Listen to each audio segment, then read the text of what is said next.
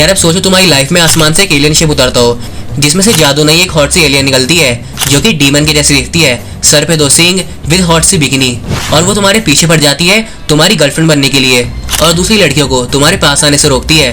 अब ये सब एक हसीन सपने जैसा है जो कि कभी सच नहीं हो सकता, इसलिए हम लोग आज एक ऐसी एनीमे देखने वाले हैं जिसमें एक हॉट सी एलियन दूसरे प्लेनेट से हमारे भाई आतुरु की लाइफ में आ जाती है।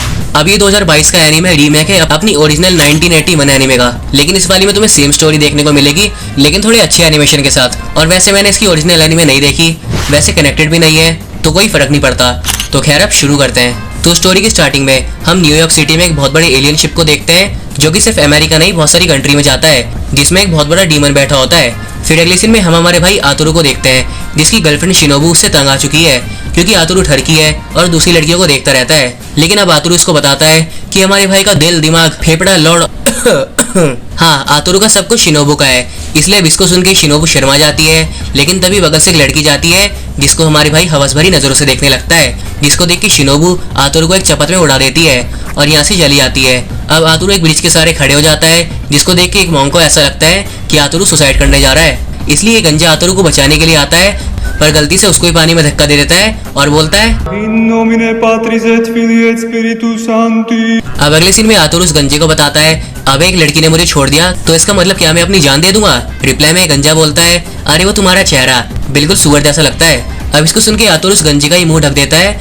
लेकिन ये गंजा बोलता है मैं हूँ एक मुसाफिर, नाम है चेरी। खैर तभी अभी आतुरु की मम्मी और शिनोबू आ जाते हैं और बताते हैं कि कुछ लोग आतुरु को ढूंढ रहे हैं। तभी पीछे से 2 कार आके रुकती है जिसमें से गवर्नमेंट के एजेंट्स निकलते हैं और आतुरु को अपने साथ चलने बोलते हैं। जिसके बाद अगले सीन में हमारे भाई की मुलाकात इस दानव जैसे एलियन से होती है, जिसको देख के आतुरु उसको भगाने की कोशिश करता है, लेकिन ये बताता है ये लोग अर्थ पे कब्जा करने आए हैं। अब एक एजेंट बताता है कि अर्थ को बचाने के लिए हमारे आतुरु को चुना गया है और ये दानव हमारी अर्थ को छोड़ने के लिए हमारे साथ एक गेम खेलना चाहता है। अब ये दानव बोलता है ये गेम बहुत ज्यादा सिंपल होने वाला है। अब तभी आसमान से एक बहुत ज्यादा हॉट एलियन आती है जो कि इस दानव की बेटी होती है, जिसको देख के हमारे भाई के मुंह में पानी आ जाता है। और फिर ये दानव बताता है कि इस गेम में आतुरु को इसकी बेटी के सींगों को पकड़ना होगा।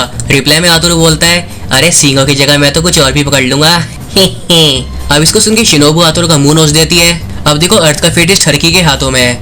आए हाय हंसी तो देखो भाई की कैसे मुस्कुरा रहा है। खैर अभी दानव बोलता है तो ये गेम कल स्टार्ट होगा, इसलिए अब अगले दिन हमारा भाई सीधा स्टेडियम में होता है जहाँ पे बहुत सारे लोग होते हैं और ये गेम 10 दिन तक चलेगा जिसमें आतुरु को दुनिया को बचाना होगा। इसलिए अब गेम स्टार्ट होता है और आतुरु जोश में इस एलियन लम को पकड़ने की कोशिश करता है, लेकिन ये उड़ के आतुरु के मुंह पे लात मार देती है, जिसको देख के हमारे भाई को काफी गुस्सा आता है क्योंकि उसको नहीं पता था कि लम उड़ भी सकती है। लेकिन अब आतुरु फिर से जोश में आ जाता है, पर ऐसे ही करते करते 4 दिन हो जाते हैं लेकिन लम आतुरु के हाथ नहीं आती और फिर ऐसे ही करते करते 9वां दिन भी हो जाता है, बस 1 दिन बचा होता है। इसलिए आतुरु को काफी खुंदकारी होती है।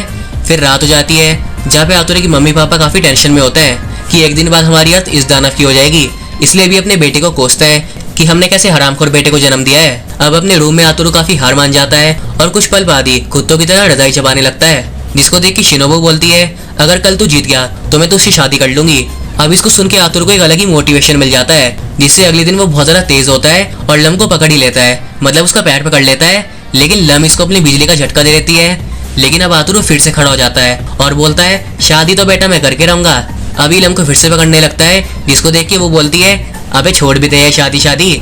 लेकिन अब ठरकी आतुरु लम का ब्रा खोल देता है, जिसको देख के वो फिर से हमारे भाई को झटका दे देती है और अपना ब्रा लेने वापस आती है। और यही आतुरु का प्लान होता है, ये लम को सींगों से पकड़ लेता है और जीत जाता है, जिसको देख के लम शर्मा जाती है और बोलती है ठीक है मैं तुझसे शादी कर लूंगी। हाँ, अब लम को गलतफहमी हो चुकी है, जिससे उसको लगता है कि आतुरु ने इसको प्रपोज किया है। अब मेरा मतलब ससुर जी भी तैयार हो जाते हैं। फिर अगले दिन में सब कुछ नॉर्मल हो जाता है, आतुरु हीरो बन जाता है जिससे वो लड़कियों को पटा सकता है। लेकिन तभी आसमान से लम आ जाती है और बोलती है बेटा मुझे धोखा मत दियो।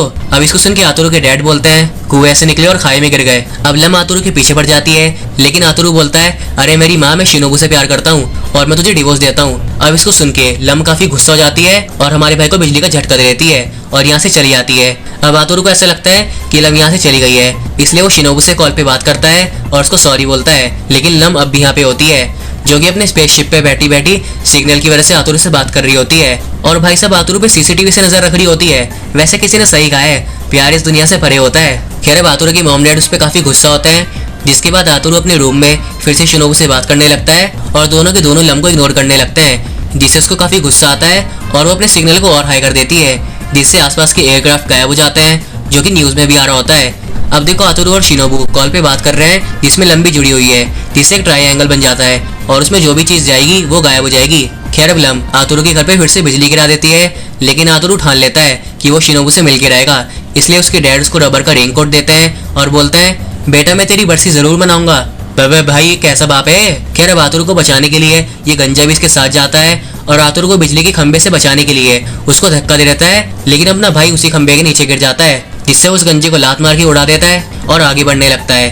अब दोनों एक दूसरे से मिलने वाले होते हैं और फाइनली एक दूसरे से मिल भी जाते हैं, जिसको देख के बादलों में से लम का कहर बरसता है और वो अपनी स्पेसशिप लेके अर्थ पे आ जाती है, जिसकी वजह से अंकल आंटी की छाया गिर जाती है। फिर हम देखते हैं कि यहाँ पे बहुत सारा धुआं आ जाता है और आतुरू लम के पास होता है, जिसको देख के शिनोबू की सटक जाती है और वो आतुरू को खंबा दे के मारती है। फिर अगले सीन में इनके घर में बहुत सारे लोग आ जाते हैं, क्योंकि आतुरू की वजह से इतनी तबाही जो मची है, लेकिन भाई पीछे उन दोनों का अलग ही चल रहा होता है। खैर अब अगले दिन क्लास में लम आतुरू की बाहों में होती है, जिसको देख के टीचर को गुस्सा आ रहा होता है और शिनोबू तो रोने लगती है, पर लम आतुरू को सबके सामने किस कर देती है, जिसको देख के लौंडिया को शर्म आ जाती है और शिनोबू पूरी बेंच उठा के आतुरू पे पटक देती है। फिर शाम हो जाती है और लम आतुरू से माफी मांगती है और उसको जादू की झप्पी से करंट लगा देती है। इसलिए अब अगले दिन आतुरू घर छोड़ के मुंह छुपा के बाहर आ जाता है, लेकिन लम और आतुरू के पेरेंट्स उसके लापता होने की न्यूज टीवी पे देने लगते हैं, जहाँ पे अंकल आंटी ने तो अपने बेटे का अंतिम संस्कार भी रेडी कर रखा होता है, बस बॉडी मिलने की देर होती है। अब टीवी पे आतुरू का फेस दिखाया जाता है, इसलिए आतुरू फटाफट से पैसे दे के दुकान से बाहर निकलता है, जहाँ पे बाहर उससे साकुरा नाम की लड़की टकरा जाती है, लेकिन वो हमारे भाई के हाथों में बेहोश हो जाती है, जिसको देख के ठरकी आतुरू बोलता है अगर हम ये कपड़े उतार दे तो मैं आपको ठीक कर सकता हूँ। अब इसको सुन के साकुरू आतुरू को चपत मार देती है और बताती है कि आतुरू को एक शराब मिला हुआ है, जिसकी वजह से वो कुछ ज्यादा ही ठरकी है। इसलिए अब अगले सीन में साकुरा इस शराब को तोड़ने की बात करती है, लेकिन तभी उसके चेस्ट में पेन होने लगता है, जिसको देख के आतुरू फिर से बोलता है तो दुकान खोलूं क्या। अब इसको सुन के साकुरा आतुरू के सर पे कूड़े का डब्बा देके मारती है, लेकिन इसको फिर से दर्द होने लगता है और ये फिर से बेहोश हो जाती है। फिर अगले सीन में ये लोग शराब तोड़ने के लिए साकुरा के घर पे आ जाते हैं, जब साकुरा की हालत कुछ ठीक नहीं होती। अब घर के अंदर से ना उस छोटे से गंजे जैसी एक औरत निकलती है, जो कि साकुरा की मम्मी होती है, जिसको देख के आतुरू यहाँ से भागने की कोशिश करता है, लेकिन साकुरा बोलती है मम्मी जी इसको पकड़ो। अभी बॉनी मम्मी आतुरू को रस्सी से पकड़ लेती है और आतुरू को भूत उतारने के लिए रेडी होती है। फिर अगले सीन में ये बॉनी मम्मी आतुरू को एक डरावने से रूम में लेके आती है, जहाँ पे आतुरू को झाड़ फूक होने वाला है, जो कि साकुरा करेगी, लेकिन उसका तो खुद ही मुंह सूजा हुआ होता है। लेकिन तब भी वो आतुरू का भूत उतारना शुरू करती है, लेकिन दर्द की वजह से फोकस नहीं कर पाती, जिससे अजीब अजीब सी थूत के भूत आतुरू को जकड़ लेते हैं, जिससे उसकी फट जाती है। फिर यहाँ पे बहुत सारे भूत आने लगते हैं, लेकिन तभी साकुरा नोटिस करती है कि उसकी बीमारी और दर्द जा चुका है इन बुरी शक्तियों की वजह से, जो कि आतुरू के पीछे पड़ चुकी है। इसलिए अब साकुरा मंत्र वगैरह चैंट करके सारी बुरी शक्तियों को यहाँ से भगा देती है, जो कि छत के रास्ते से चले जाते हैं। लेकिन तभी ऊपर से यहाँ पे मौत का फरिश्ता आ जाता है और आतुरू की नुन्नू पे अटैक कर देता है। फिर अगले सीन में वो हॉस्पिटल में होता है, जहाँ पे तीनों भी होते हैं और आतुरू के पास शिनोबू, लम और उसके पेरेंट्स होते हैं। अब लम और शिनोबू को ऐसा लगता है कि हमारा आतुरू निकल लिया, लेकिन जैसे ही रूम में एक नर्स आती है ना, तो आतुरू तुरंत उठ जाता है और उसका नंबर मांगने लगता है, जिसको देख के शिनोबू को गुस्सा आता है और लम तो आतुरू के साथ साथ इस मौत के फरिश्ते को भी शौक दे देती है। इसलिए अब अगले सीन में आतुरू लम के झटकों से तंग आ जाता है, इसलिए वो चेरी से लम की पावर्स को खत्म करने के लिए कुछ मांगता है, लेकिन लम फिर से पीछे से आ जाती है और आतुरू को फिर से झटका दे देती है। इसलिए अगले दिन चेरी एक लड़के को आतुरू के घर पे भेजता है, लेकिन हमारा भाई तो करंट की वजह से पागल हो चुका है, जिसको देख के उसकी मम्मी बोलती है इसको इग्नोर करो, मेरी लड़के के थोड़े स्क्रू ढीले हैं। अब अगले सीन में लौंडा आतुरू को चेरी का भेजा हुआ एक बॉक्स दिखाता है, जिसमें एक रिबन होता है, जिसको आतुरू को लम की सींगों पे बांधना होगा, जिससे उसकी पावर्स ब्लॉक हो जाएगी। अब खिड़की से लंबी यहाँ पे आ जाती है और पूछती है ये क्या है। अब आतुरू काफी डर जाता है और वो बोलता है ये अर्थ की लड़की अपने बालों में लगाती है क्यूट दिखने के लिए। अब आतुरू लम की सींगों पे बांध देता है और उसको अपना फेस मिरर में दिखाता है, जिससे वो काफी खुश होती है और खिड़की से अपने रिबन सबको दिखाने के लिए चली जाती है। लेकिन अब लम नीचे गिर जाती है और अगले सीन में ये उड़ने की काफी कोशिश करती है, लेकिन उड़ नहीं पाती, जिसको पीछे से आतुरू देख रहा होता है। तभी सामने से एक लड़का जाता है, जिसके ऊपर लम अपनी पावर टेस्ट करने के लिए उसका हाथ पकड़ लेती है। और लौंडे कैसे होते हैं ये तो तुम्हें पता ही है।